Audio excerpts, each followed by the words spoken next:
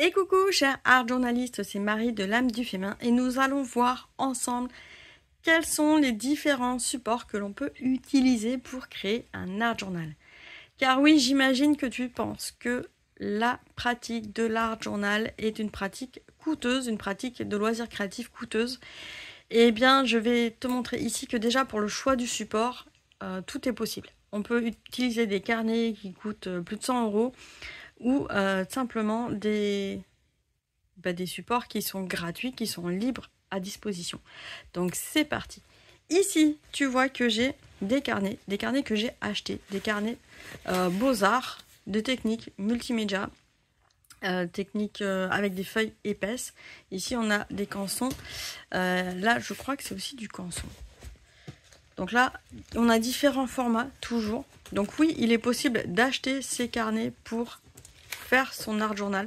Moi, j'aime beaucoup acheter aussi des carnets. Enfin, je suis fan de carnets de façon générale. Mais les carnets mix média, pourquoi j'aime en acheter? Parce qu'ici, on a des pages très épaisses. On va pas toujours retrouver ça sur d'autres types de supports.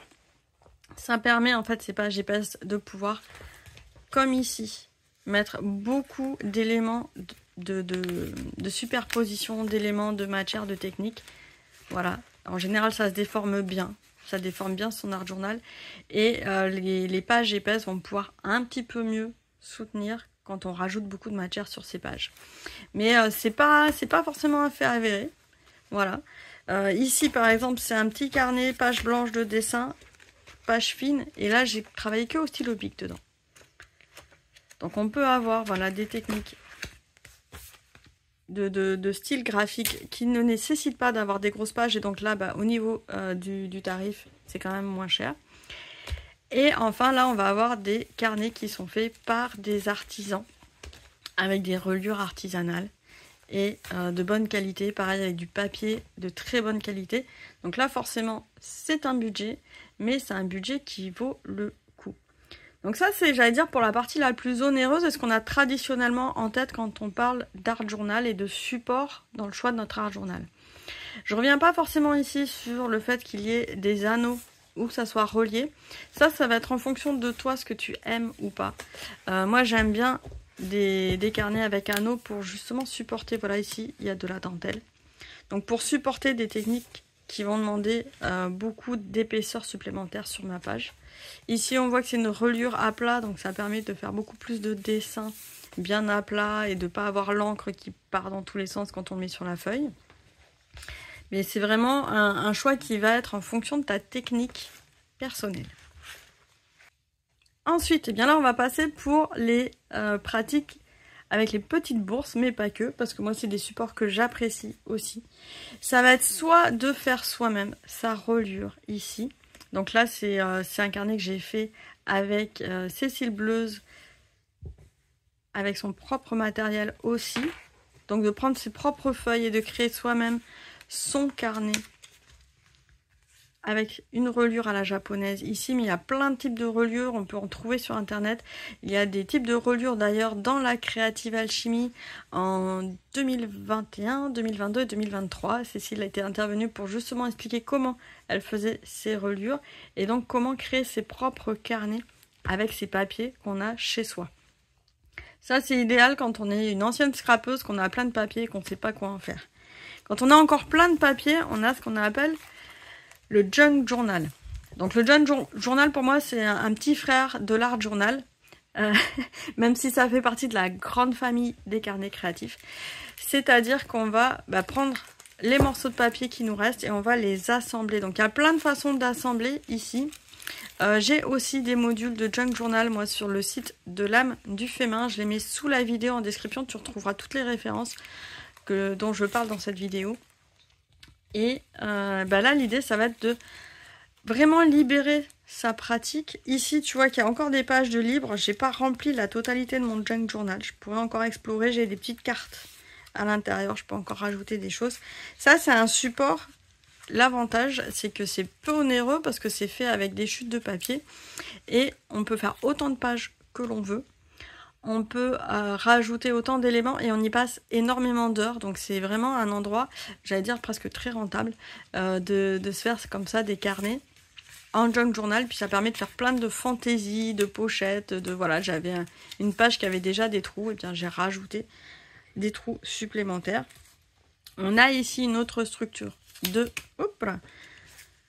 junk journal qui nous a été proposée par Morgane Ornes-Berger au cours de la créative alchimie. Et là aussi, ça va être sympa de voir qu'avec une feuille A4, on peut se faire un mini support. Un art journal, ça n'a pas besoin d'avoir 30 feuilles. On peut le faire en quelques feuilles seulement. Un petit support qui va peut-être d'ailleurs pouvoir se glisser après dans un autre support plus grand. Pourquoi pas. Et se faire un côté poupée russe dans nos carnets. C'est intéressant. Donc là, on est sur de la récup. On continue avec des supports de récup. Ici, on a le magnifique livre altéré. Donc c'est un livre que j'ai trouvé dans une boîte à livres. Je fais toujours attention que ce ne soit pas des éditions limitées. On ne sait jamais. Mais en tout cas, il y a beaucoup de livres qui sont délaissés, voire même qui sont mis au pilori. Donc quand on a connaissance de ce genre de livre, eh bien ça vaut le coup de le transformer en support artistique, en support créatif.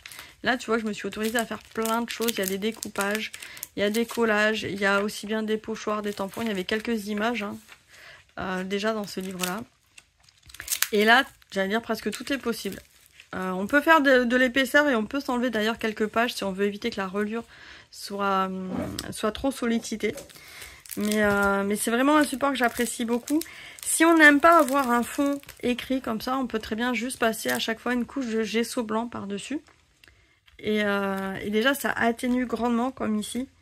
Ça atténue grandement la sensation que la page avait déjà quelque chose en fond. Mais moi, j'aime beaucoup parce qu'en fait, ça permet d'éviter le syndrome de la page blanche. Il y a déjà quelque chose, donc on a déjà un point de départ pour notre création. On a la structure des lignes pour notre création. Et donc, ça permet de libérer beaucoup plus. Enfin, moi, au niveau émotionnel, c'est un support sur lequel j'aime beaucoup me libérer. Il n'y a pas d'enjeu particulier sur ce type de support, parce qu'en plus, il y a énormément de pages. On est sur plus de 200-300 pages. On peut prendre des livres un peu plus petits. Hein. Mais ça permet vraiment de se lâcher de façon quelque part plus quotidien et sans se dire on va gâcher du papier. Il y a cet aspect. Ici, on ne gâche pas le papier. Il y en a déjà presque trop dans un livre comme celui-ci.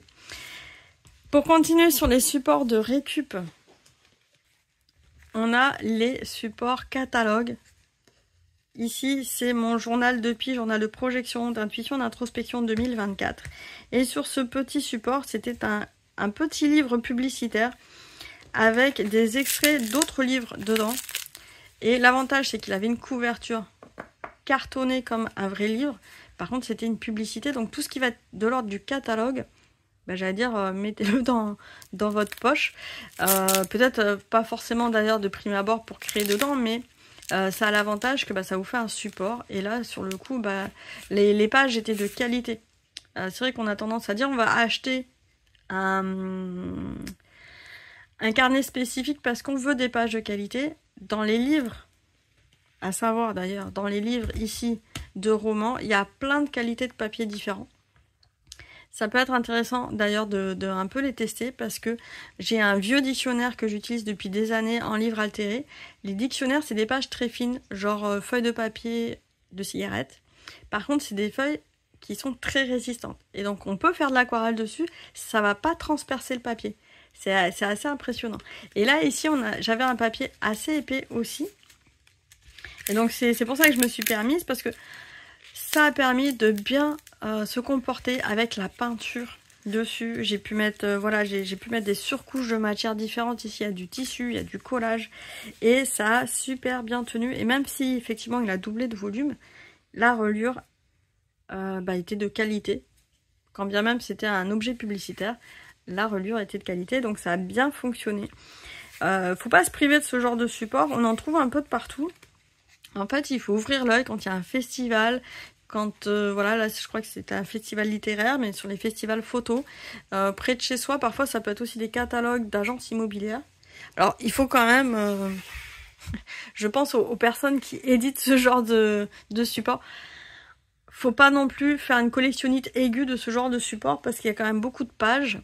Et il faut juste prendre un support qui nous parle, ou peut-être retrouver un support qu'on a déjà chez soi, mais pas forcément prendre un support, enfin tous les supports mis à disposition juste pour créer. Autre possibilité pour arriver à faire son art journal, là ça va être la dernière possibilité, mais je pense qu'il y en a d'autres. Si j'en ai oublié, je t'invite à les mettre en description sous cette vidéo, comme ça on enrichit finalement les possibilités qui sont à notre disposition, à nous, art journalistes. Ça va être de relier soit a posteriori des feuilles libres, soit déjà en amont. Ici j'ai un calepin. Qui se transforme petit à petit en art journal avec seulement 2 anneaux.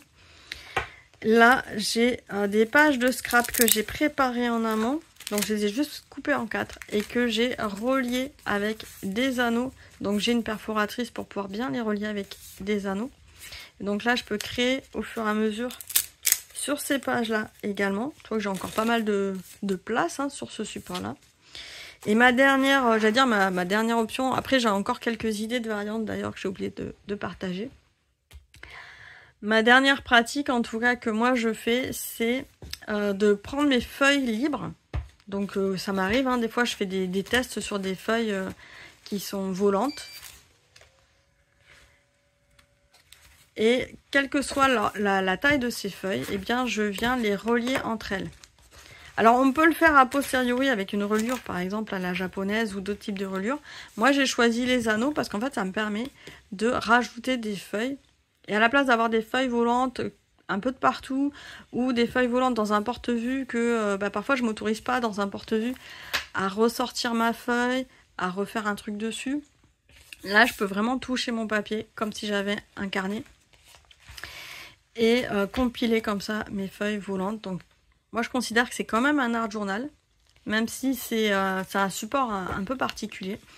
C'est une démarche particulière parce que je crée d'abord sur une feuille libre avant que ça devienne un support relié. Mais c'est aussi une possibilité. Et là, pareil. Effectivement, ici, je suis sur des feuilles que j'ai achetées, des feuilles soit de mix media, soit de papier à dessin, etc. Mais on peut le faire avec des feuilles qu'on a récupérées à droite à gauche. Là, ça s'assimilerait un petit peu plus à un junk journal. Mais... ah, il y a un carnet qui est tombé. Un junk journal, mais avec une reliure qui soit beaucoup plus facile à faire vivre en fait et pouvoir incorporer des nouvelles choses au fur et à mesure. La dernière idée que je voulais partager pour revenir au carnet publicitaire, au recyclage en fait de carnets, c'est de prendre des vieux calepins. Alors ici on a le journal depuis 2024, là c'est le 2025. J'ai pris un carnet qui n'avait pas été beaucoup utilisé, il n'y avait que quelques feuilles devant avec des informations qui étaient, j'allais dire, obsolètes, plus d'actualité. Et bien là j'ai enlevé les feuilles en trop au démarrage. Ici j'ai même mis un petit scotch pour pas que ça se voit bien, pas trop en fait. J'ai mis un masking tape pour faire en sorte qu'on ne voit pas que j'ai supprimé les quelques pages qui avaient été utilisées alors que j'avais un carnet complet qui était vierge derrière. Et après voilà, je peinturlure toutes mes pages et c'est mon nouveau journal depuis 2025. Recyclage de carnet, on peut recycler des agendas, des calepins d'adresse, calepins téléphoniques. Voilà, tout ce genre de calepins où en fait on s'est dit tiens, on va commencer une nouvelle collection dans un calepin et en fait ça fait 3 pages et 3 ans plus tard il n'est pas rempli. Et bien on peut les recycler. Une bonne petite couche de peinture au démarrage, ni vu ni connu, et puis ça fait un nouveau support de création artistique. Voilà, il n'est pas nécessaire de tout le temps acheter des nouveaux supports. Je pense qu'avec cette vidéo, enfin moi mon intention c'est que tu regardes maintenant autour de toi quel support tu as déjà autour de toi, qu'est-ce que tu peux utiliser de façon différente pour que ça devienne un art journal, qu'on soit pas obligé aussi de se dire je suis une petite bourse, il faut forcément que j'aille chez Action acheter des choses à pas cher. C'est vraiment pas en tout cas ma philosophie moi de créatrice et d'artiste. C'est plus de me dire tiens, je peux peut-être détourner ce que j'ai déjà à ma disposition, c'est économique, si écologique, mais ça permet aussi de challenger sa pratique artistique en faisant sur d'autres supports, en faisant sur d'autres types de papier. Ici, on a des papiers beaucoup plus fins sur le coup, mais aussi assez résistants. Par contre, tu vois, avec ma pratique de cette semaine en calligraphie, en fait, mon encre elle a beaucoup fusé. Hop, je regarde la page de derrière, ça a traversé. Et voilà, c'est comme ça, mais c'est un apprentissage. Et si on ne change pas de support, si on ne se challenge pas, on ne l'apprend pas, on ne le fait pas, on ne fait pas l'erreur et on ne le sait pas. Et donc on ne progresse pas. Voilà ce que j'avais envie de te partager dans cette vidéo. Change de support. Regarde autour de toi et je suis sûre que tu vas avoir des pépites. N'hésite pas à me les partager en commentaire. Je suis curieuse, j'ai hâte pour enrichir encore cette rubrique. Amuse-toi bien et à bientôt. Ciao, ciao.